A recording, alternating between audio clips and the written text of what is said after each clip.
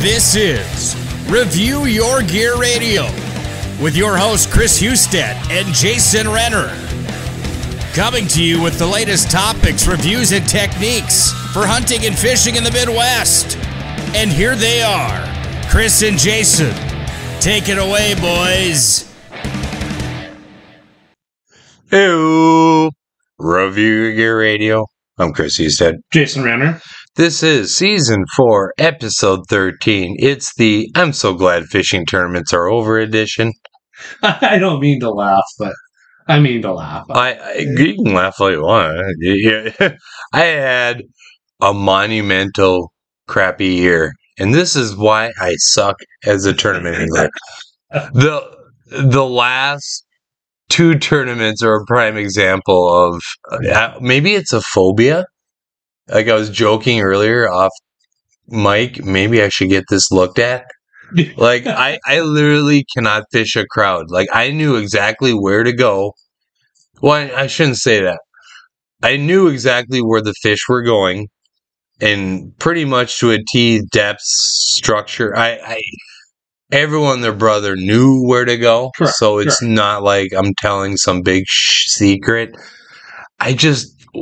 To me, the thought of leaving the bay, driving 40 some miles or whatever it is, and then fishing bumper to bumper, it just doesn't sound like fun to me. Were there some AIM championship boats up there? I'm sure there was. There was our tournament, the last call. There was, and I'm sure there was some guys up there from AIM.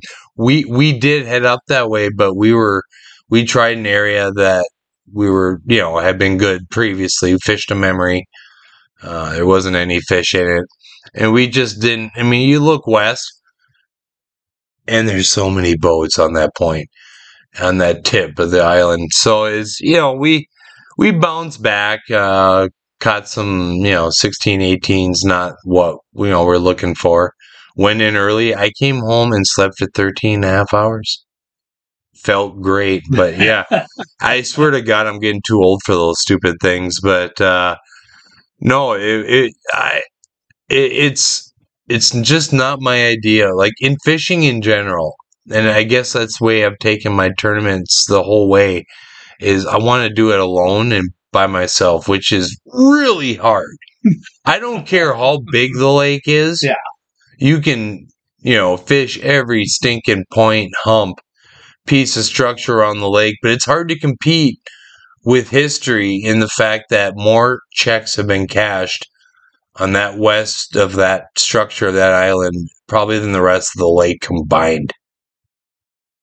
Is that's a bold statement, but let's say name another spot in the lake that cashes more checks than West Shell. I don't, because a lot of the tournaments are out of there. Right. If you have a tournament with no boundary, and it's within distance, which it always is. I mean, it's always, you don't even have to pre-fish. You just go there. Yeah. I mean, when we fished the Four Bears, my goal was, and you knew this, to do anything in my ability to find fish outside of Shell. And every time we found fish, the day or two later, they'd be gone. Shell is just that structure they come to at those windows. And if you're there at those windows, it's good. But look at what it is. It's the structure in itself? Well, its placement, what it is, where it is on the lake, where it is in conjunction to river channel, to the Van Hook Arm, everything. It's like a sum of, if God took a finger, this is going to be walleye structure and pointed it at right, and let's put it right in the middle of the lake.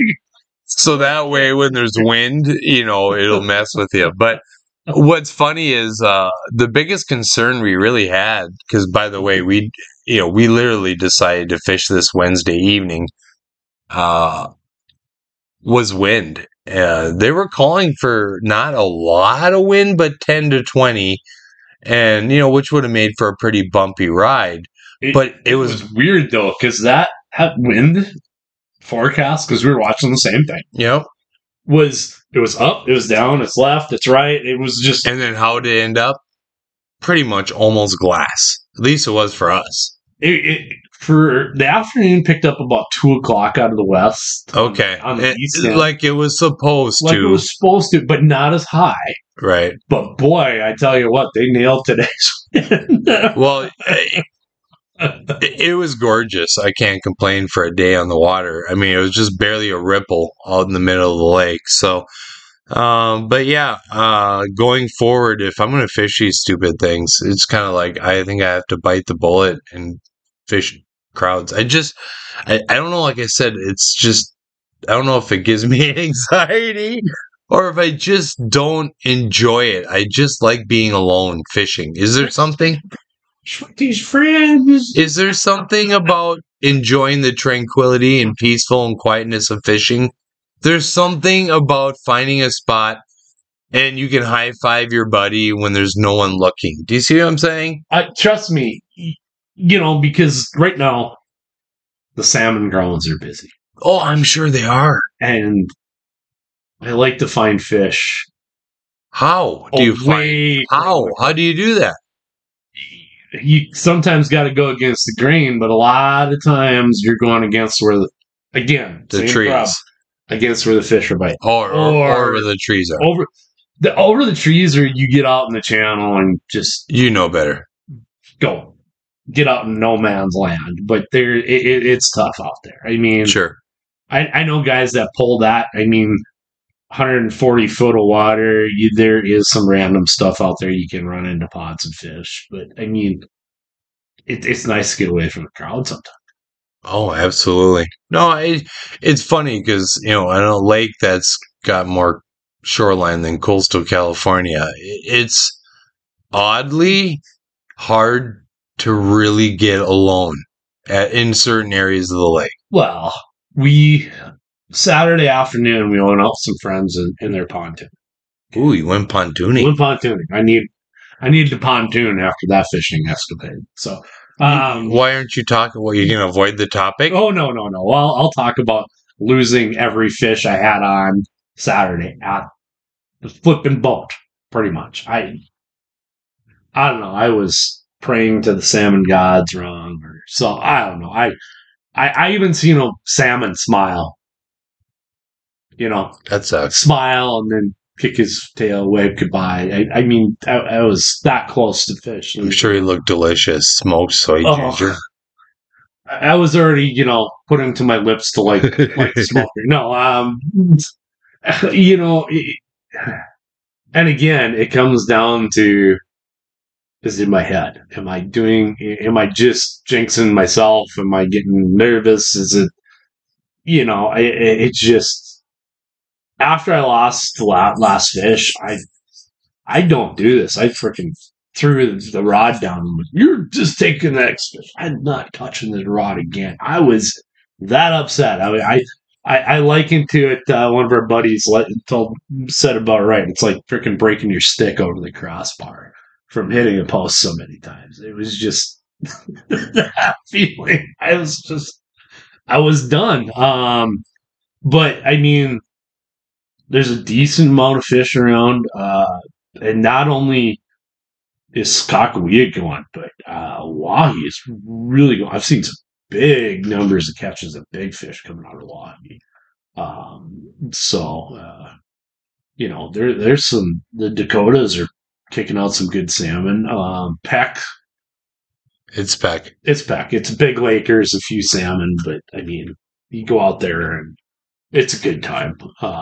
Maybe we should make a trip out there next year. I think we're due for a trip to Peck next year. Let's just skip a tournament. Let's just focus on Peck in August. Yeah.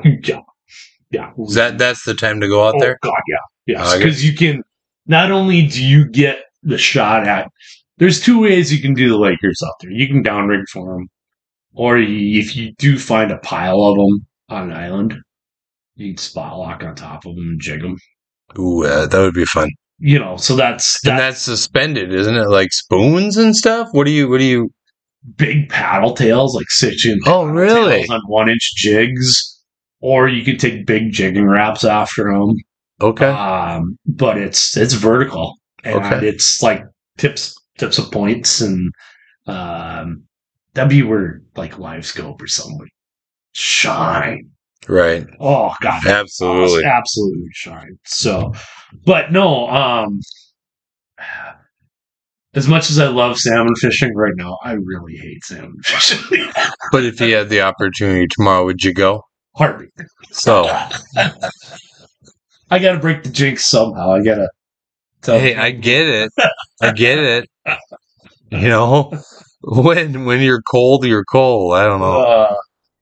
But whatever. We should have gotten the live chicken. Did you? Yeah, right. Did you notice a lot of geese around the lake where you were? Yes. Where are the hunters?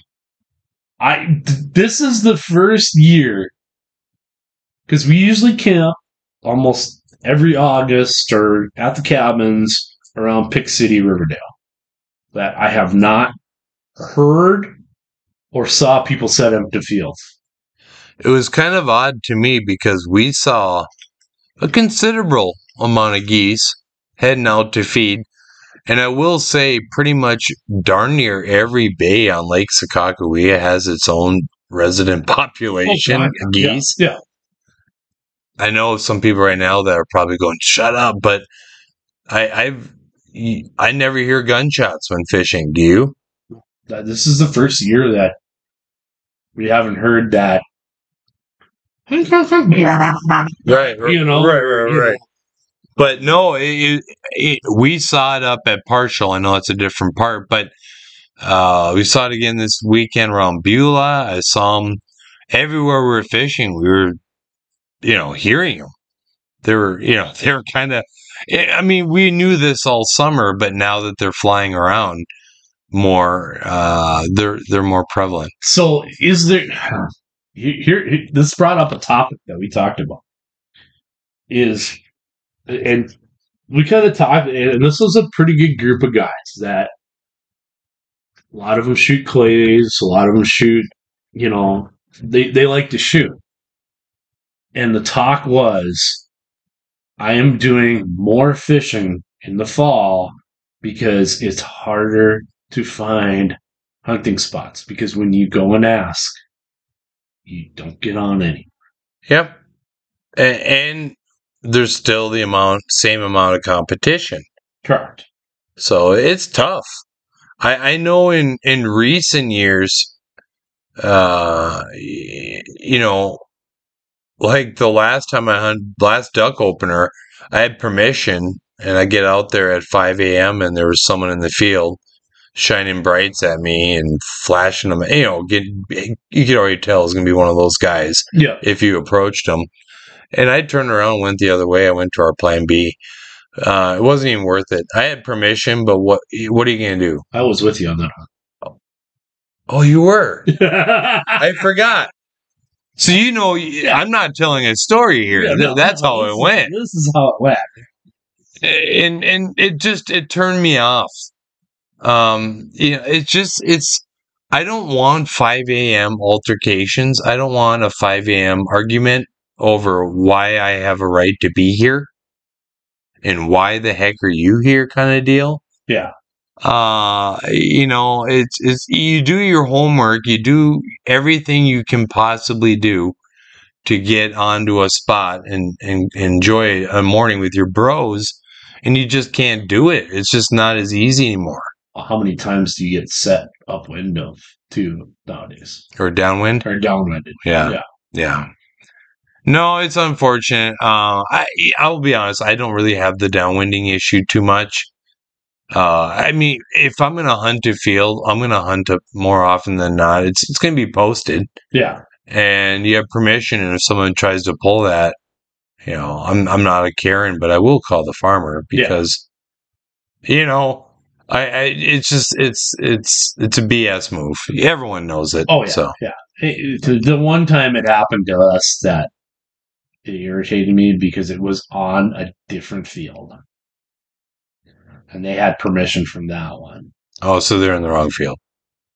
No, they had permission from that field that they were in, but where we were set up where the birds were, was close to the edge. Because the cutoff of the field was 200 yards from where we're set up. And what did they do? They sat up right in the other field, right on, like almost So downwind of you and downwind on another hilltop in another farm owner's land, just downwind. Yeah. This is in my later years with my dad, and that was super frustrating because that's the one thing my dad could do still was goose hunt. He couldn't walk for pheasants or anything, but you sit his butt in the goose blind, Yep. he's fine. I get it. So I was a little frustrated, but I get it. Waterfowl hunting is very, I'm trying to say the right words. It can be very confrontational if you hunt enough, in the fact that sooner or later you're going to run into some jerk over something. I mean, I'm not. I had a guy. Oh, I'm not even going to tell stories about that. But how many stories can you tell about 5 a.m. what guys do in dark 30? Oh, you know what I'm saying? Yeah. I don't know. It's you just want to go out and hunt. That's it. You want to go out and have a good time. It's not a competition. It's not you know what I mean? Yeah. I mean, well, I don't know. It wasn't posted when we drove up to it this morning, and you go over in the poster. That's why you gotta get permission for everything. Oh yeah. But no, I had permission from the guy that posted it. These guys came. Okay, but you know what I'm saying too, because if you have an unposted field and you get there at 5 a.m. and it's posted, guess what? You're out. You're out. So just get permission. But I had a buddy tell me too that I haven't looked. Some of the areas are getting really red on X that are virtually posted. A lot of people are finally figuring it out. Yeah, and then that's understood, but it's a lot. And one of the guys I shoot sporting clays with, they own a bunch of land up by Partial. Okay. There's 11, 12 brothers and like 100 cousins or something in this one family. 100 cousins? Yeah, so it's a lot. It's quite a bit. I don't know if it's that many. I don't know if it's as bad as there's a long reach of family with farmland.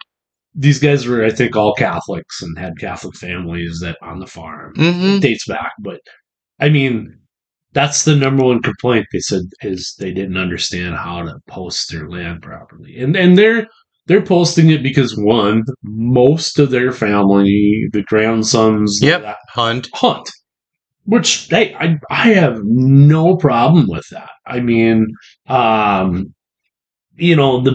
biggest thing about it is the electronic posting is supposed to give everybody the advantage of knowing what's going on, and it's just been hard for them to figure out. So. Okay, well, I'm sure people are figuring it out, like you said. Correct. This might be the latest in a podcast. We threw down tails from the Chub Tank. Tails from the Chub Tank. I got highs for chubs this week. First of all, I found new grounds, which I did tell you about. Yeah. It was a landowner that on a creek that I've been eyeballing, but I hadn't been able to catch them. You really prefer to catch them face to face instead of calling. And I did catch him. I saw him. I went to go look at the creek. He drove into the farmyard. I'm like, sweet.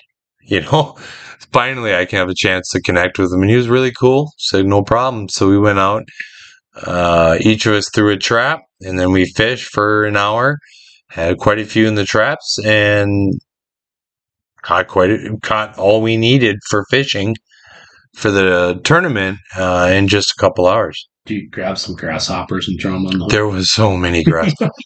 The amazing thing is how many bits and pieces of grasshoppers were floating in the cooler a couple hours later that they probably threw up. That's like they were completely gorging on those grasshoppers. Kind of like you see one hit the water, piranhas. I wonder what would be fun to catch with a fly rod. Oh, I'm sure it would. Just have anything floating. They'll hit it. What was amazing is how many hit the bobbers. This is probably the most amount of chubs I've ever seen hit the bobber. And that would make sense given they're just used to pouncing on stuff hitting the surface. Yeah. So, want to hear a floating jig out there, right? Or a popper. And it's got a happy ending. After I was done with the tournament, I pulled over at that creek and let them go in their said same creek. Oh, you're getting soft on me now. Well, I wasn't going to keep them. Yeah. I literally had nothing to do with them. I hate to just throw them away. It wasn't really out of the way too much. I just let them go. Not exactly in the same grounds. They'll find their grounds. They're going to have to swim, but it's in the exact same creek. No. That's all that matters is you sent them home. I sent them home. So, Thursday. Dove opener. Dun, dun, dun.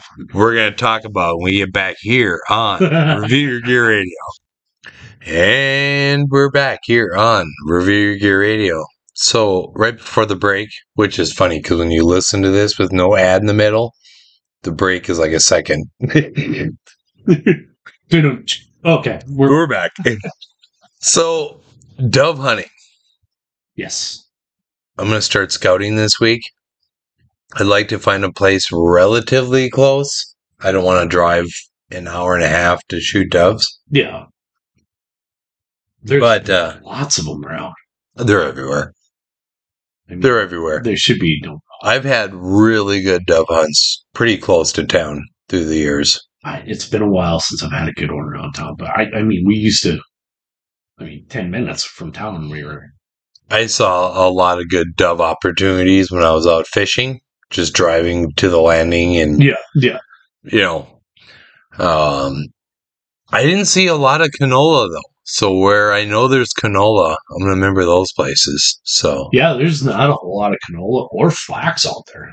I've seen a little bit of flax, but I had to laugh because we were driving to the lake 3 weeks ago, and the flax was in bloom.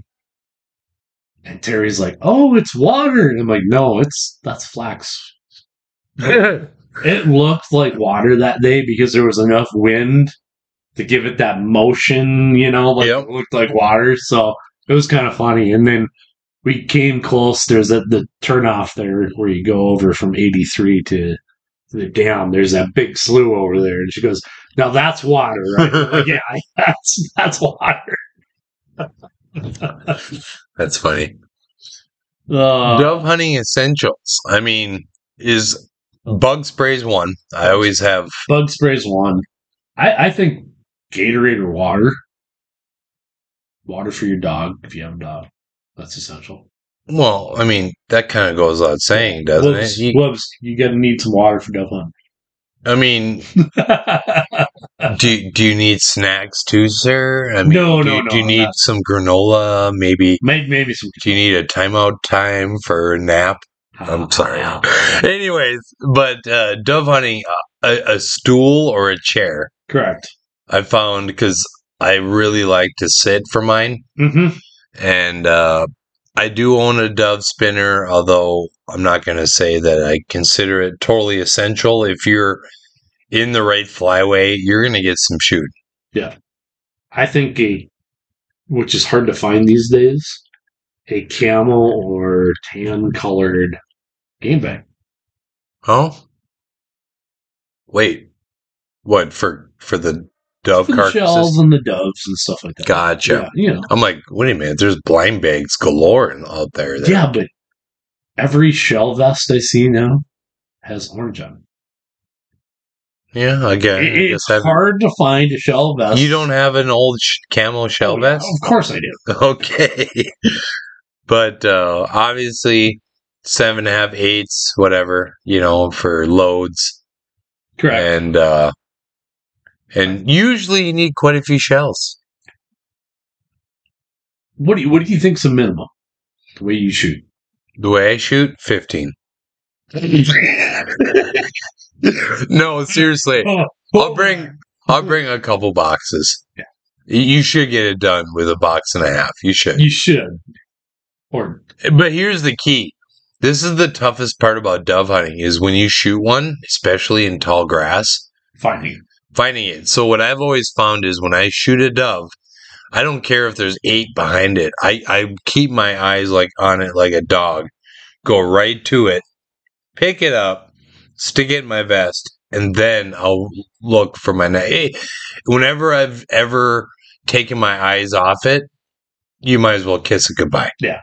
Those are some of the hardest to find birds. Mm-hmm. Once Not just because they're small, but because of their color. Yeah. So, yeah, it's a, it's a tedious process. 15 shots, 15 harvests, 15 retrieves. 15 shots? No, but you know what I'm saying. Because when you hit a dove, it's pretty rare you need to put another one in it. Unless you don't. I mean, you wait. Unless you have I don't know, Schwarzenegger dove or something that just keeps going. But that's pretty rare. You get a BB in them, they're down. But yeah, you're probably right. Having a lot of if it's hot, I don't like hunting in the heat, but that's one of the seasons you gotta. So here's my question for you: you just shoot straight mod. Mm-hmm. Do you change to improved cylinder for doves? No. Shoot straight. Gotcha. No, you still gotta hit the thing. Yeah. I don't know. I mean, sometimes you're taking long shots with doves. Correct. I mean, not long shots, but you got to reach out there occasionally. I might throw improved modified in. Okay. One of the best advice I've ever gotten from someone about shooting clays, the guy said, just shoot the stinking thing. Well, yeah, that's... And I know that sounds like obvious, but, just lean into it, shoot. It's got to come natural. The biggest thing I found that I've learned from shooting sporting clays, and I'll probably move it very well over into hunting, is I'm notorious for swinging too much on birds. As we call riding the pony. And, Mark told me, and he's a hell of a shot, he owns the place out there, is be more efficient. Get to where you think that bird's going to go, get there, get your lead, pull the trigger. Don't swing so much. Which makes sense. When I shoot better is when I don't think about it, and I just get to that bird. You can't think about it. Yeah. If you're thinking, you're missing. Yeah, you're missing. Every time. Let's have a Mille Lacs, man. This is your Mille Lacs Minute. You cannot keep fish until September 1st. After September 1st, you can keep one fish. One. That's it. One. And I'm whispering. This is. This is your Mille Lacs. The reason why we whisper is if you're going that way, you should golf instead of fish. Oh, come on. It's still a great fish. Well, it's straight. You got to find it someday. I'll show you the way. So, I will find it. Do you have any fall hunting or fishing trips planned at all? I don't think. Do you? Not really.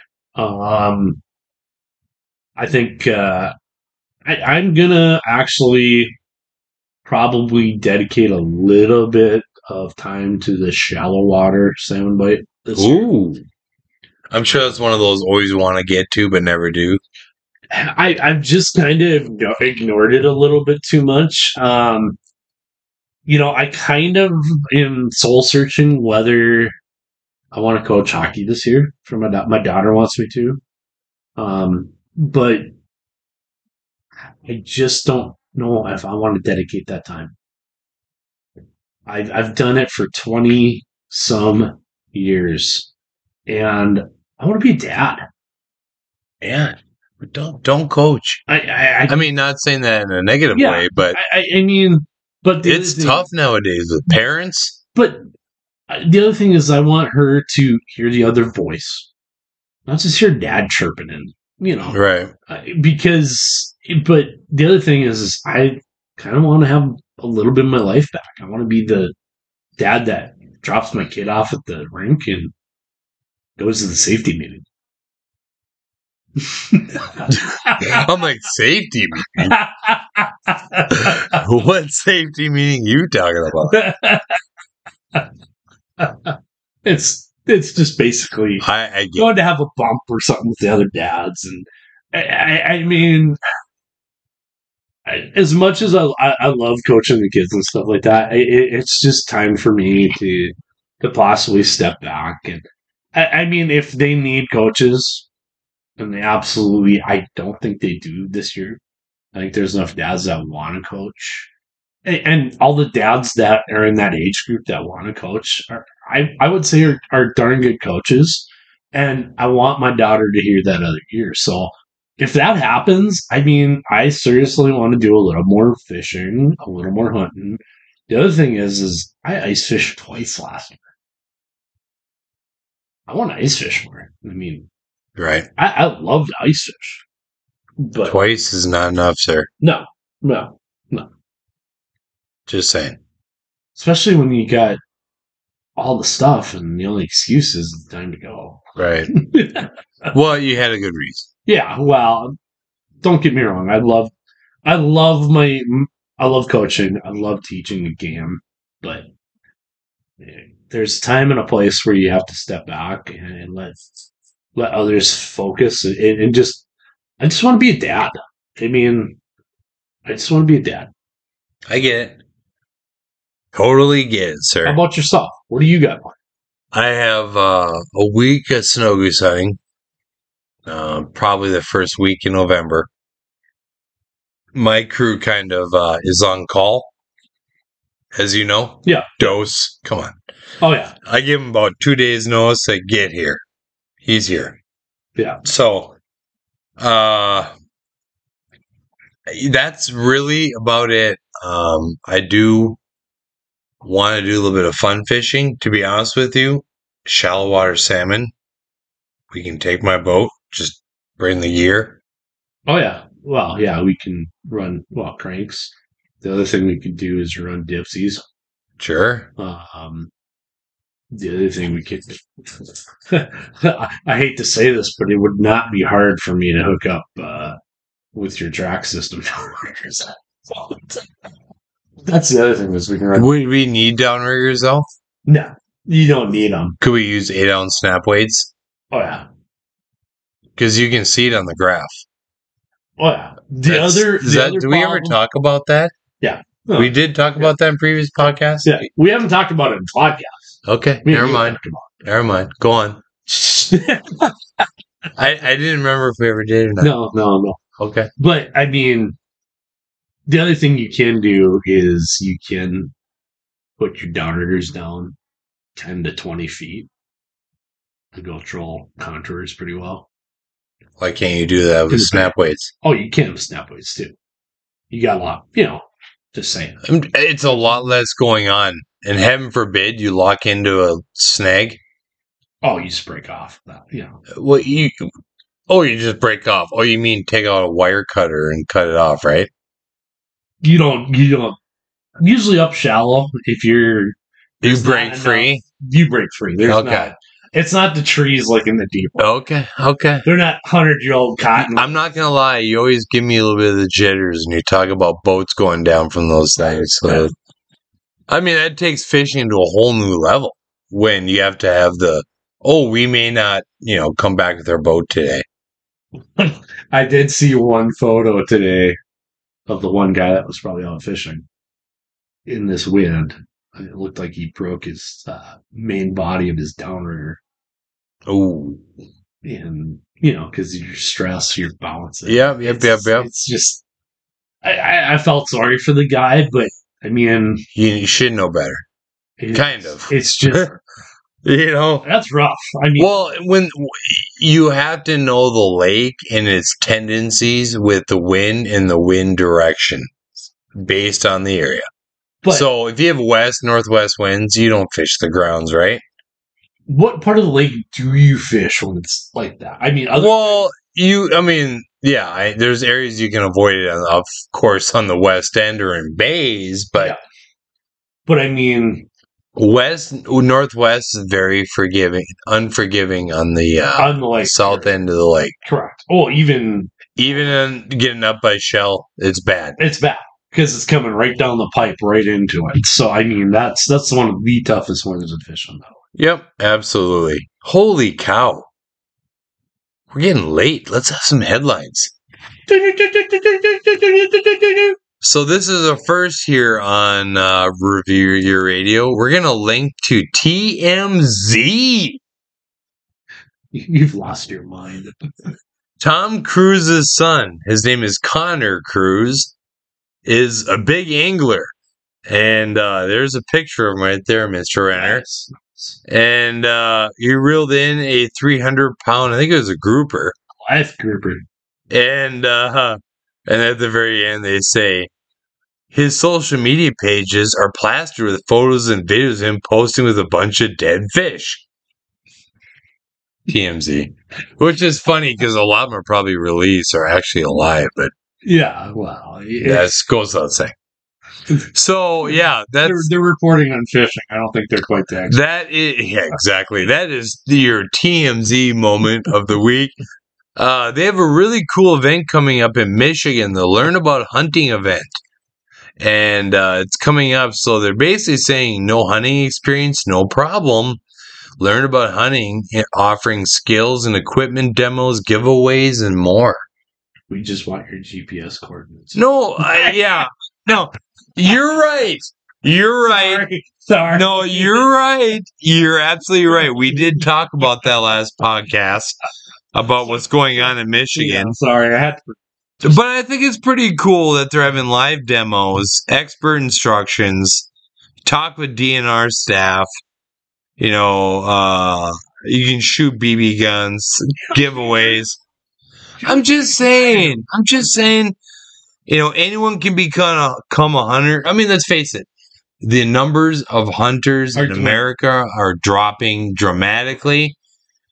Even Miles, our friend, talks about kids his age. There's not many hunters.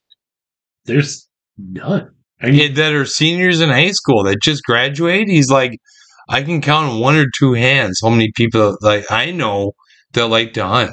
Okay, so you're in high school. If you showed up for breakfast in the morning, say November, okay, even in Fargo, okay, say, boys, got a guaranteed feed. We skip class. We could be back by even the afternoon with their limit. How many of your buddies would have been like, oh yeah, let's go? We did it. No, I mean, I had areas in North Fargo, because that's where I grew up, of course. Back then, I kind of had the local geese kind of dialed. I would sneak out for a morning hunt, and I'd be back to school. I wouldn't even be late. Yeah. I mean, but you probably don't see that anymore. No, not at all. That's a rarity. We used to go to school and I had blood in my hands, you know, like and goose feathers. I'm peeling them off walking into school. My first year at BSC, I remember cleaning a goose in the parking lot before my English class. I cleaned the goose, throw it on the cooler, went to English class, and then went home. We all had guns in our cars. Oh, God, yeah. Everyone. You can't do that anymore. No. I had the proverbial gun rack on the back of the Ranger. Yep.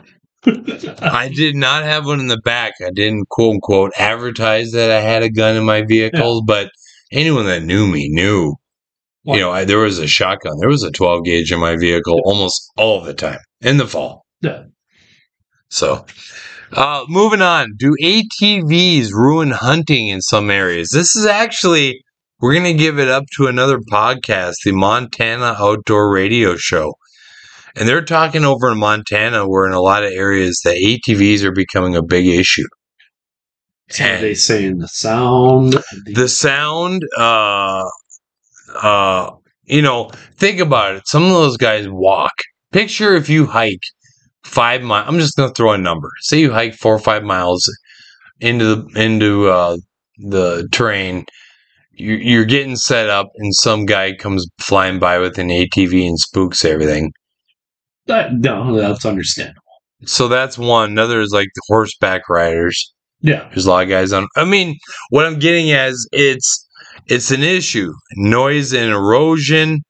And they say ATV use in the outdoors, especially in Montana, has increased over 300% in the last decade. So it's getting to be kind of an issue in certain areas. Here's the question, because we've both spent time at the lakes this year in the campgrounds. Mm-hmm. How many UTV / off-road, buggy type things, golf carts and stuff, Yep. have you seen in the increase in the past? Oh, it's countless. Everyone has one now. Yeah. It's almost like if you don't have one, why not? It's not even like the old school golf carts are a rarity compared to now the UTVs. Is it just me, or is there something wrong with these things that we all have called legs? They're amazing. You can use them. They move in unison, and you can cover ground, and it's good for you. I mean, I don't mind, especially up in Pig City when we go to the bars, just walking back. I love walking around the campsites. When the weather is like 70 degrees, 75 degrees, light wind, maybe a sun, doesn't matter. It's beautiful out. I just love just taking my time, just walking around. Don't get me wrong, I do like the golf cart for hauling ice back from But that makes sense. But I mean, if you're just going to the bathroom and back from your camper, for example, just walk. I don't know. What do I know? What do you? So let's move on from headlines. Amazon aerators. Okay, I'm gonna say this out loud. If you are someone, especially chub anglers, who love reliable gear. Okay, I've bought pretty much every aerator. I know I have. I bought way too many aerators. I have dozens and dozens of aerators. So if everyone ever needs to borrow one, just let me know. But seriously, there's one on Amazon. I'm gonna put the link on the reviewyourgear.com podcast page. The brand is called Skywin, SKYWIN. It's like a baby blue, almost green, light green color. So that's how it stands out. It's $18.99. Okay, so it's not expensive, and it's rechargeable. And I'm not kidding you. I bet that battery lasts 16 hours on that thing straight on a full charge. Okay, I'm gonna be the weirdo in the corner. You are that weirdo. I gotta ask a question. I know some company. Just say it. Angle sent you a rechargeable. Yeah, Angle is a great company. I will say I use their 30 quart. Yeah. I use their 19 quart. So I own two of their products. I seriously still say they have the best bait coolers on the market. Period. However, I always gave them a lot of flack about their initial bubblers. They came out with a new bubbler. Okay. And it has two pumps in it. Okay, so it pumps air. It's rechargeable. They did everything right. I do think they're advertising the batteries as being far superior than they really are. When you're running two pumps, when I'm having it on a full charge, I'm kind of afraid to let it go through the night. Oh, so you're not even getting 8 hours out of it? I've had a few moments. Okay. I think they need a bigger battery or a different battery, but they're getting close. The air port's on the bottom, which is annoying to me because then the hose has to run down and then up and then down. Does that make sense? Yeah. A lot of the aerators, have air ports in the top now, which seems trivial, but it's kind of nice. But honestly, if right now you're thinking, I need a new air bubbler, go to reviewyourgear.com, find episode 4 or season 4, episode 13. I can never say. Yeah, yeah. Just it'll be right there, a big link for it. I'll post a link. $18.99. The Skywin Amazon bubbler. It's amazing. It's just reliable. So, Renner, before we go, what's cooking on the stone? What's cooking on the stone? Well, I can tell you what I'm cooking. Bacon, and more bacon. Why? Because bacon's delicious. Oh, and also why? Just helps season your grill. It's the season. It's BLT season. Fresh tomatoes, fresh lettuce. Yeah. I put fresh onion in mine. I like onion in mine. Not everyone does the onion. No, I don't. I just like the mayo, the lettuce, bacon. But it's funny you say mayo before the vegetables. Wow. Honest with you, I could just take the mayo and the tomatoes and salt, pepper, and just on toast. I could skip the mayo. I could do the tomatoes. I don't even need salt and pepper. You see me. I eat it raw. Yeah. But I mean, I can eat just a tomato sandwich. I love tomatoes this time of year. Yes. Yeah. So, I've been cooking bacon and a lot of bacon. For the first time, I did taco meat. Oh, how'd that end up? Not bad. I did 3 pounds of taco meat, like on that 17-inch Blackstone. Oh, that must have covered it. No, yeah, but it was just perfect. I mean, okay. You spread it out, you brown it, and then all you do is I took 3 packets of taco seasoning. So you did add the water and stuff. Add the water, and then I just sprinkled it on top of it. Sprinkle. Sprinkle. It turned out great, and it was super easy. I mean, Saturday we were out in the pontoon until about 7. I mean, we were done eating by 8. I mean, it was that quick to cook that hamburger. Nice. I mean, it was... That's why Blackstones are nice, though. It's just, large surface area, you can get a lot done. Oh, God. Brunch this morning, we did... while I was mixing up the pancakes, my father-in-law made the bacon. Did a pound of bacon. I made... a pound? Was that for one person? Yeah. We did a pound of bacon, some sausage links, 10 eggs, pancakes. It was all done in like 15 minutes. Yep. I mean, it's just, and it feeds an army. Which goes into the final topic of the evening, which is important. Eggs. The big debate. What's the best way to do eggs and why?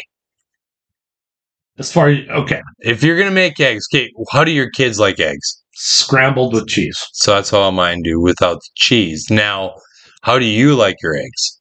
I like mine over easy. Over easy. So it's just, so when you crack that yolk, it's just everywhere. No. Oh, you like runny yolk. Over easy. You're right. You're thinking. I gotta have a runny yolk because over hash browns. Yeah. That's divine. Dunk your toast in it. I'm not a toast dunker. I like the hash browns. But no, over easy is just you slide them over and it barely. I forgot because it's been literally so long since I've had an over. Are you just a straight sunny side up? Sunny side up. But that's me. I'm usually making scrambled. Now, finally, if we're going to talk eggs, I've said it before and I'll say it again. Ever since I've been introduced to real eggs, like free-range chicken eggs, it's hard to go back and buy store-bought eggs. Which is not... I'm spoiled. Yeah, you're spoiled. I made breakfast today. I took 6 eggs, put just a little bit of cream, whipped up, and these were farm fresh eggs from our buddy. And I did make scrambled eggs, and the way I make them is I don't have a hint of brown, so I babysit them. Point is, so amazing. I mean, they're just the flavor of a good egg. Low heat. Yep. And just turn them. Yeah. Oh, eggs. Good stuff. Oh, well, I made scrambled today too. But I made it. It's tough on the Blackstone.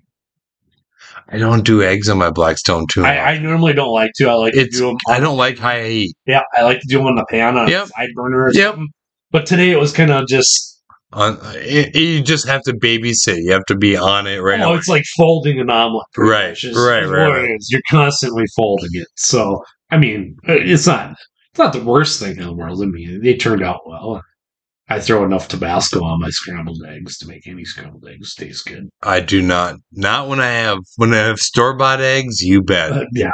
I didn't have that luxury today. But now I'm out, so I have to go beg my buddy. Actually, I'm going to say the chicken eggs are probably getting low now, so this time of year.